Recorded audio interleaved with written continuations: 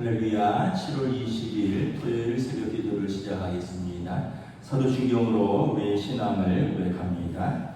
나는 전능하신 아버지 하나님 천지의 창조주를 믿습니다. 나는 그의 유일하신 아들 우리 주 예수 그리스도를 믿습니다. 그는 성령으로 잉태되어 동정녀 마리아에게서 나시고 본디오 빌라도에게 고난을 받아 십자가에 못 박혀 죽으시고 장사된 지 사흘 만에 죽은 자 가운데서 다시 살아나셨으며 하늘에 오르시어 전능하신 아버지 하나님 우편에 앉아 계시다가 거기로부터 살아있는 자와 죽은 자를 심판하러 오십니다. 나는 성령을 믿으며 거룩한 공교회와 성도의 교제와 죄를 용서받는 것과 몸의 부활과 영생을 믿습니다. 아멘. 찬송가 620장 찬양하시겠습니다.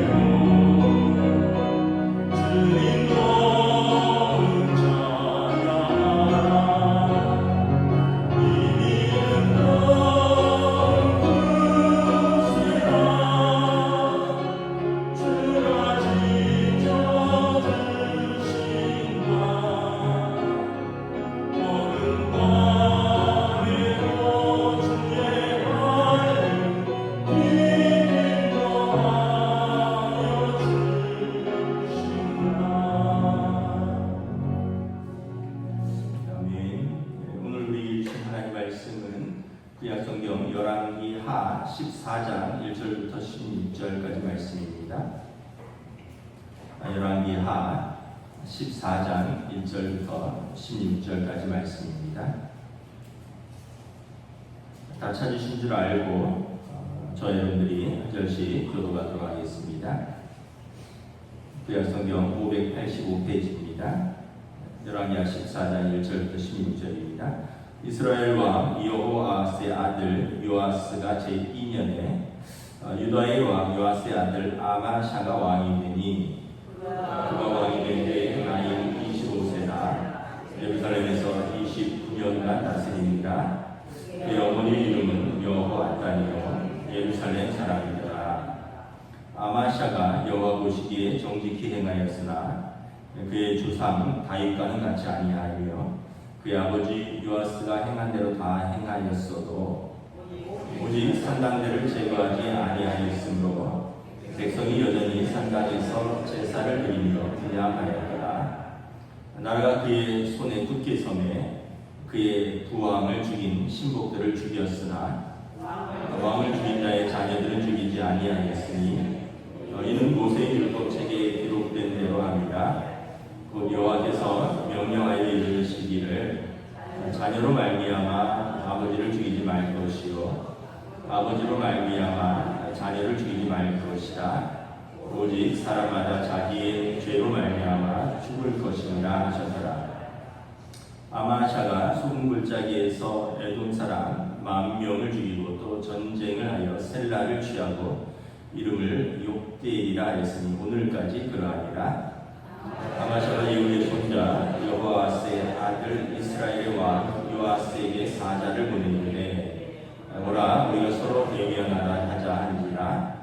이스라엘 왕 요아스가 유대 왕 아마샤에게 사람을 보내는데 레바논 가시나무가 레바논 백향목에게 전가를 보내어 이르기를 내 딸을 내 아들에게 주어 아내로 삼게 하라 하였더니 레바논 들짐승이 지나가다 그 가시나무를 짓밟았느니라. 내가 이름을 쳐서 파하였으므로 마음이 교만하여졌으니 스스로 영광을 삼아 왕궁이나 내 집으로 돌아가라. 어찌하여 화를 자주 취하고 너와 유다가 함께 망하고자 하느냐 하나. 아마샤가 듣지 아니하므로 이스라엘의 왕 요아스가 올라와서 그와 유다의 왕 아마샤가 유다의 SMS에서 대면하였더니 유다가 이스라엘 앞에서 패하여 각기 장막으로 도망한지라. 이스라엘 왕 요아스가 베스메스에서 아하시아의 손자 요아스의 아들 유다 왕 아마샤를 사로잡고 예루살렘에 이르러 예루살렘 성벽을 에브라임 문에서부터 성 모퉁이 문까지 400규빗을 헐고 여호와의 성전과 왕궁 곳간에 있는 그 문과 모든 기명을 탈취하고 또 사람을 볼모로 잡고서 사마리아로 돌아갔더라. 요아스의 남은 사적과 그의 업적과 또 유다의 왕 아마샤와 싸운 일은 이스라엘 왕 역대 지략에 기록되지 아니하였느냐. 요아스가 그의 조상들과 함께 장해 이스라엘 왕들과 사마리아에 함께 장사되고 그의 아들 여로보암이 대신하여 왕이 되리라. 아멘. 할렐루야. 토요 새벽 기도에 나오신 우리 성도들 주님의 이름으로 환영하고 축복합니다. 우리 서로 한번 인사하겠습니다. 한 주간 평안하셨습니까? 네. 지난주에 남부지방에 큰 폭우가 왔고 수도권에도 집중 폭우가 왔는데 이제 다행히 교회는 제가 쭉 둘러보니까 재정 부실 천장 조금 세는 걸 제외하고는 전반적으로 양호했습니다. 그래서 우리가 몇 년 전에 이렇게 조금씩 보수하고 방수하고 이랬던 것이 좀 효과를 보고 있는 것 같습니다. 다음 주에도 계속 비가 온다고 하니까 오늘부터 또 교회도 그렇고 여러분들도 그렇고 특별히 배수구를 잘 점검을 해야 될 것 같아요. 물이 못 빠지면 이제 건물에 스며들어서 낮은 곳으로 흐르니까 물길이 잘 빠지도록 하는 게 중요한 것 같습니다. 기상 뉴스를 보니까 북태평양 고기압이 한반도를 지나가는데 우리나라가 그 지나가는 그 길이 되었다. 그러면서 해수 온도 상승이 그 원인이다. 뭐 이런 이야기가 있더라고요. 그래서 바다 온도가 올라가니까 이제 동해안에서 잡히던 뭐 옛날에 뭐 명태, 오징어 이런 거는 이제 요즘 힘들고 동해안에서 뭐 참치가 잡히고 뭐 그런다 그러더라고요. 따뜻한 곳에서 사는. 그러니까 하여튼 뭔가 바뀌니까 바다도 그렇고 뭐 다 인간의 그 탐욕과 뭐 그로 인한 뭐 재해들이 이제 계속해서 오고 있는 것 같습니다. 그래서 우리가 하나님의 은혜가 필요하다라는 생각을 또 다시 한번 이렇게 하게 됩니다. 새벽 기도를 우리가 열왕기 3하를 보고 있는데 열왕기 하 말씀이죠. 그 열왕기 3하는 우리로 말하면 조선 왕조실록 같은 것이고 나라가 남유다와 북이스라엘로 나뉜 이후에 각 그 왕들의 기록들을 남겨놓은 책입니다. 오늘은 1절에 보면 시대적 배경이 북이스라엘은 요아스 예후 왕조죠. 그리고 남유다는 이제 아마샤 다윗 왕조입니다. 남유다는 다윗 왕조로 쭉 가고요. 북이스라엘은 3대, 4대에 걸쳐서 계속 그렇게 왕들이 바뀝니다. 하나님께서 다윗 왕조의 등불을 끄지 않겠다라고 언약을 주셨는데 그 약속을 지키시는 것을 볼 수가 있습니다. 먼저 남유다의 왕 아마샤에 대한 이야기가 나오는데 2절을 보면 29세의 왕이 되어서 29년간 통치했다. 그 아버지 요아스가 아주 어린 나이에 왕이 됐죠. 7살의 왕이 돼서 40년간을 통치하다가 마지막에 49세에 그 왕의 신복들이 반란을 꾀해서 살해당했습니다. 그리고 그의 아들 아마샤가 29세의 왕이 돼서 이제 거의 30년간 29년간 통치를 했는데 이 아마샤에 대한 평가가 어떤가 하면 3절에 보면 하나님 보시기에 정직히 행했다. 그런데 다윗 왕만큼은 못 따라가고 그래도 그의 아버지 요아스의 그 행적만큼은 했다. 그래서 아버지를 따라서 좋은 왕이었다. 그러나 다윗 왕에는 못 미친다. 그래서 성경에 보면 다윗 왕이 미친 사람이 하나도 없어요. 그래서 다윗 왕을 하나님 마음에 합한 사람. 그래서 다윗 왕에 미치지 못했지만 그래도 열심히 살았다. 그래도 믿음을 지켰다. 뭐 이런 평가들이죠. 그래서 그럼에도 불구하고 4절에 보면 산당들은 다 제거하지 못했다. 그래서 곳곳에서 백성들이 산당에서 제사를 지내면서 우상을 숭배하는 문화까지는 다 뿌리 뽑지 못했다. 이 우상 숭배가 뿌리 깊은 이 유다와 북이스라엘의 그 암초 같은 것이죠. 하나님께서 이제 5절에 보면 이 아마샤에게 은혜를 주십니다. 나라를 굳게 하시고 왕권을 강화시켜 줍니다. 그러니까 이제 왕권이 강화되고 나라가 든든히 서니까 비로소 아버지를 시해했던 신복들을 다 이제 찾아서 처단을 합니다. 그런데 아주 놀라운 것은 감정대로 복수하지 않고 율법에 순종했다라고 말합니다. 5절에 보면 율법에는 연좌제를 금지합니다.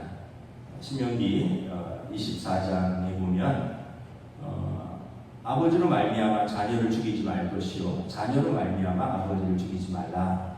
오직 사람마다 자기 죄로 말미암아 죽을 것입니다. 이게 신명기 24장에 토라에 나와 있는 율법인데 이걸 지켰다는 거예요.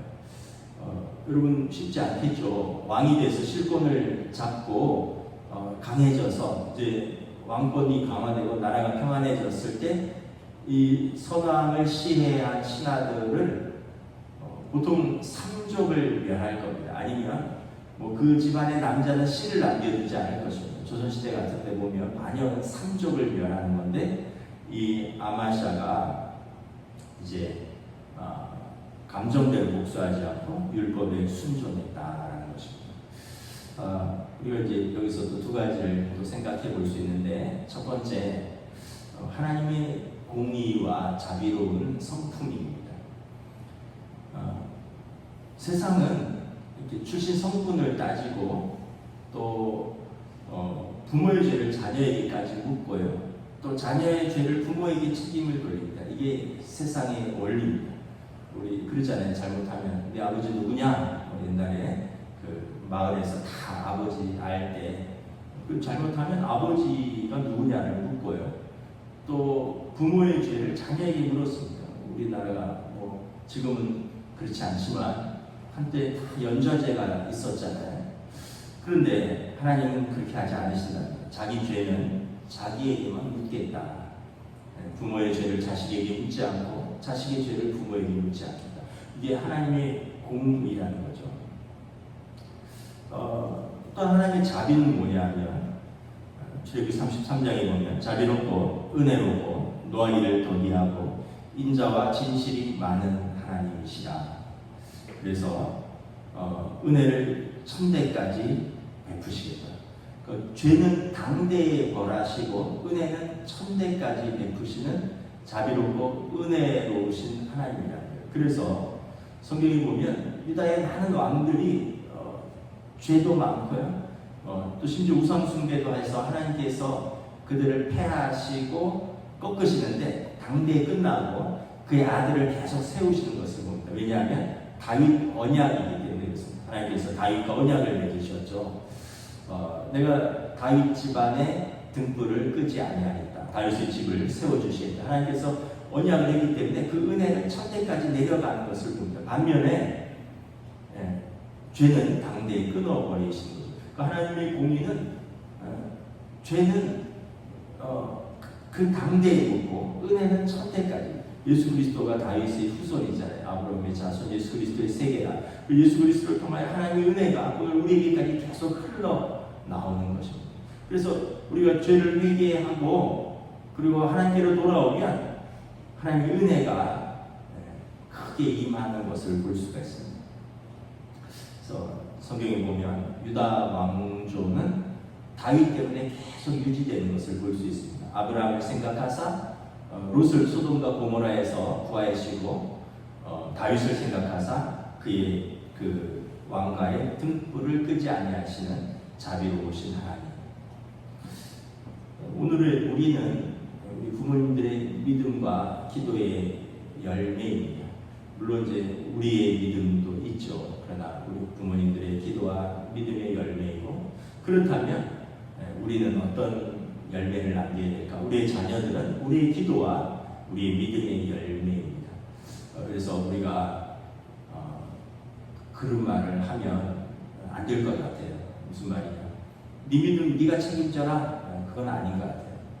왜냐하면 네 죄는 네가 감당하는 거다. 이거는 맞죠. 왜냐하면 죄는 당대에 물으시니까. 근데 네 믿음 네가 책임져라가 아니라 우리가 그 믿음을 물려주고 잘 가꾸어주고, 그래서 하나님께서 우리를 생각해서라도 우리 자녀들에게 은혜와 긍휼을 베푸시는 것.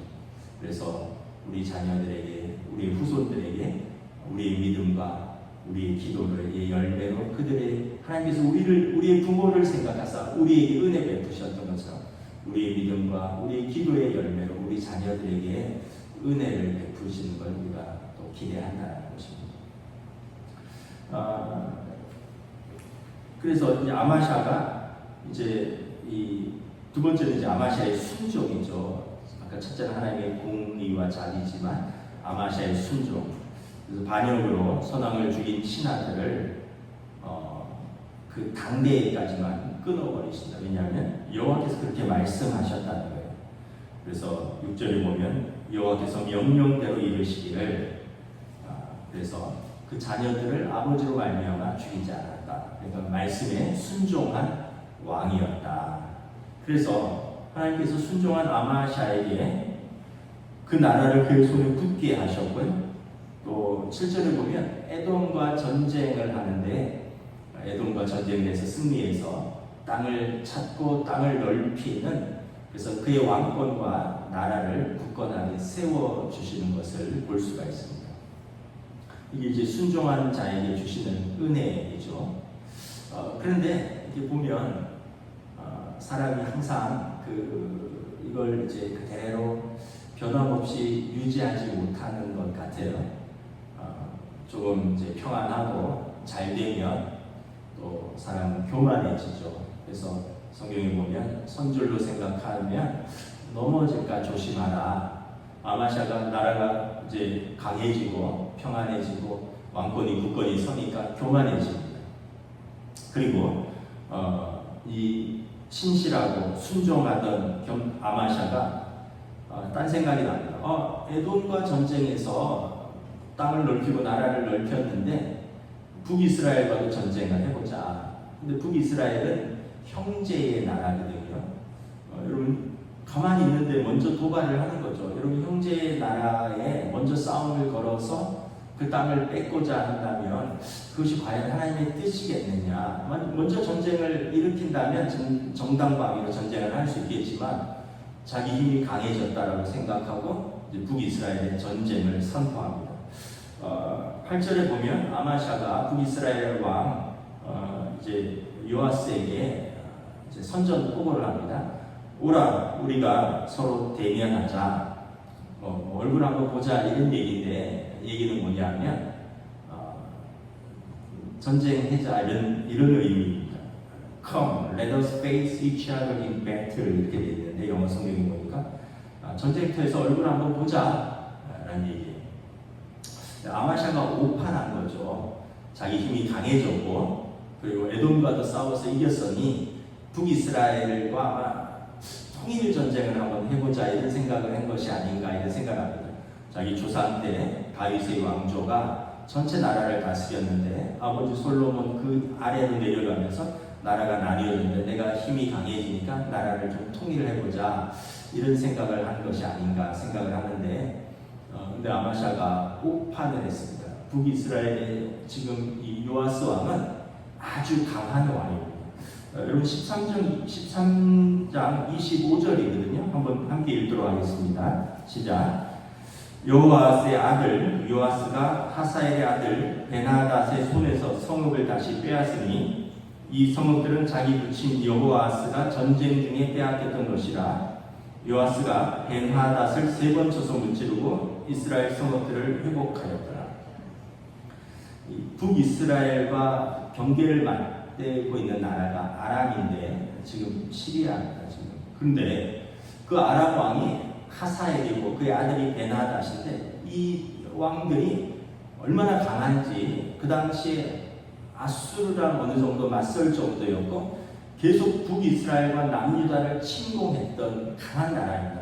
심지어는 북이스라엘과 남유다에게 조공을 받던 그런 강한 나라인데 이 북이스라엘의 이 요아스가 아람과 전쟁을 일으켜서 3번이나 싸워서 이겼고 아버지 때 빼앗겼던 성읍들을 다 찾은 굉장히 용맹스럽고 강한 왕이었다는 거죠. 근데 이제 이 남유다의 아마샤가 오판을 한 겁니다. 내가 강하니 한번 좀 통일 전쟁을 해보자 아마 이랬던 것 같은데 사실은 북이스라엘이 더 강했던 거죠. 그래서 북이스라엘의 왕 요아스가 10절에서 이렇게 말합니다. 내가 에돔을 쳐서 이겨서 마음이 교만해졌느냐? 그래서 마음이 높아져서 스스로 영광을 취하여 지금 나랑 전쟁을 하자는 거냐? 왕궁으로 돌아가라. 너와 내 나라가 화를 입을까 한다. 전쟁을 하자고 하는데 먼저 점잖게 타일렀죠. 그러면서 9절에 보면 가시나무가 레바논의 백향목의 존귀한 나무에게 이렇게 덤비는데 그것을 밟을 것이다 라고 비유로 돌아가라. 너는 우리 상대가 못된다 라고 이야기를 하죠. 그런데 11절에 보면 아마샤가 무슨 얘기냐 싸워보자. 그래서 결국은 북이스라엘의 왕과 남유다 왕이 베세메스에서 군사를 이끌고 대치하게 됩니다. 결과는 어떻게 되느냐 하면 12절에 보면 남유다가 패하고요. 13절에 보면 전쟁에서 왕이 사로잡힙니다. 남유다의 왕 아마샤가 사로잡히고 북이스라엘의 왕이 수도 예루살렘까지 내려와서 예루살렘 성벽을 다 허물어 버립니다. 그리고 왕궁의 모든 보물과 금은을 탈취해가고 성전에 있는 예루살렘 성전에 있는 금으로 만든 기물들을 다 탈취해갑니다. 그리고 이 14절에 보면 수많은 사람들을 포로로 잡아서 사마리아로 데려갑니다. 그러니까 엄청난 수치를 당하는 것을 볼 수 있죠. 그런데 북이스라엘의 이 아마샤 왕은 죽이지 않고요, 돌려보냅니다. 그리고 아마샤는 조금 한 10몇 년 더 살다가 죽습니다. 우리가 이걸 보면서 하나님 은혜 주실 때 겸손해야 된다.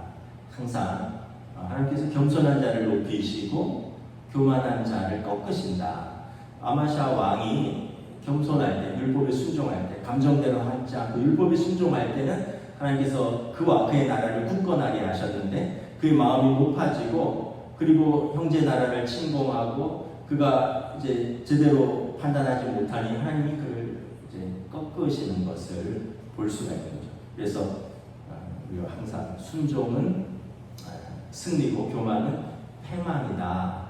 또 겸손은 높이시고 교만한 자를 꺾으신다라는 이 말씀이 우리가 항상 마음에 좀 새겨야 될 것 같습니다.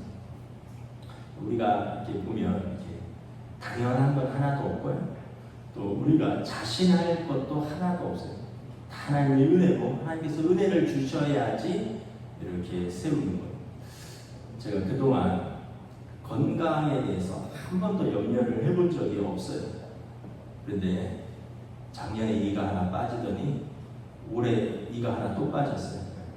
50대 후반으로 이제 중반을 넘어가면서 뭐 이렇게 이가 막 빠지고 고지혈증 약을 먹었는데 계속해서 뭐 좀 컨디션이 안 좋고 그래서 이렇게 좀 병원 가서 검사를 했더니 당뇨 약을 시작을 해야 된다. 신장 기능이 좋지 않아서 치료를 시작을 해야 된다.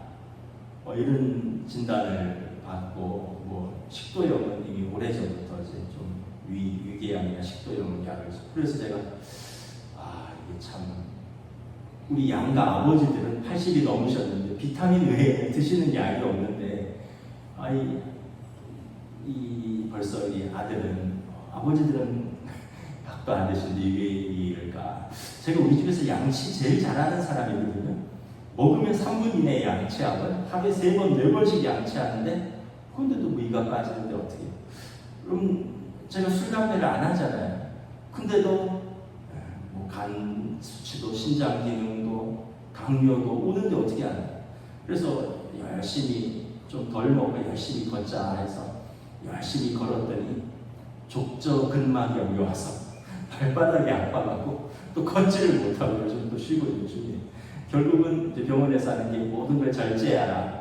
먹는 거 절제하고 몸은 좀 먹는 거는 인풋을 좀 덜하고 아웃풋을 좀 많이 하고 뭐든지 좀 절제하고 뭐 이러면서 관리를 하지 않으면 이제 점점 안 좋아지는 것밖에 없겠죠.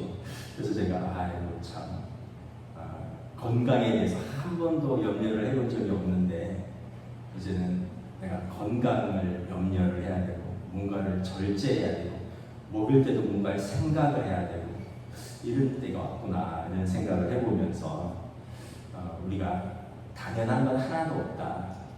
하나님께서 은혜로 주시는 것들이고 우리가 늘 겸손하게 하나님 앞에 살아야 하나님 붙들어 주시고 그래서 아까 얘기했듯이 은혜롭고 자비롭고 노하기를 더디하시고 그리고 은혜를 천대까지 베푸신 하나님 앞에서 근데 우리가 죄는 당대에 벌하신다 그랬잖아요. 근데 회개하면 하나님께서 또 은혜로 이렇게 붙들어 주시고 그래서 저와 여러분들이 오늘 말씀을처럼 언제나 겸손하고 언제나 하나님 앞에서 하나님의 뜻에 순종하려고 애쓰면 부족하지만 하나님께서 이렇게 붙들어 주시고 우리가 교만하고 또 우리가 하나님 앞에 불순종하면 그 교만과 불순종이 스스로 올무가 되고 하나님께서 우리를 꺾으시는 수밖에 없다. 왜냐하면 하나님의 공의가 드러나야 되기 때문에 그런 것이죠.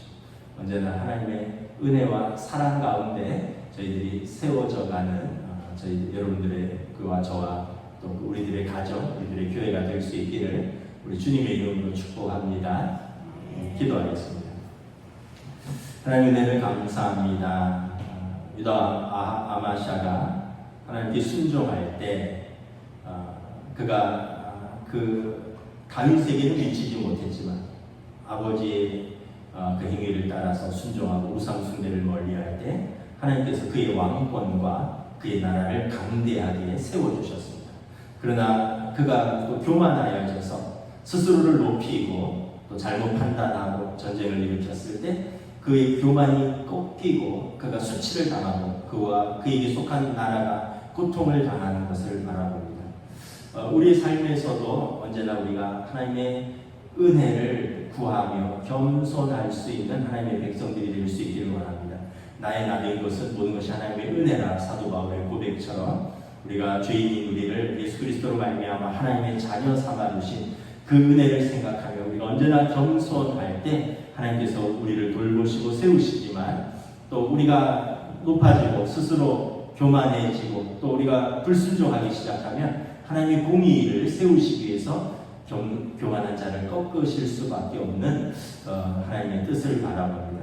오늘 우리에게 주어진 삶, 오늘 우리에게 주어진 또 사람들 우리가 언제나 믿음으로 또 사랑하며 하나님 앞에 순종함으로 세워져가는 우리들의 삶으로 가정으로 교회로 세워주시옵소서. 감사를 드리오며 우리 주 예수 그리스도의 이름으로 기도드리옵나이다. 아멘. 하늘에 계신 우리 아버지의 이름을 거룩하게 하시며 아버지의 나라가 오게 하시며 아버지의 뜻이 하늘에서와 같이 땅에서도 이루어지게 하소서. 오늘 우리에게 용할 양식을 주시고 우리가 우리에게 잘못한 사람을 용서하여 준 것 같이 우리 죄를 용서하여 주시고 우리를 시험에 빠지지 않게 하시고 악에서 구하소서. 나라와 권능과 영광이 영원히 아버지의 것입니다. 아멘.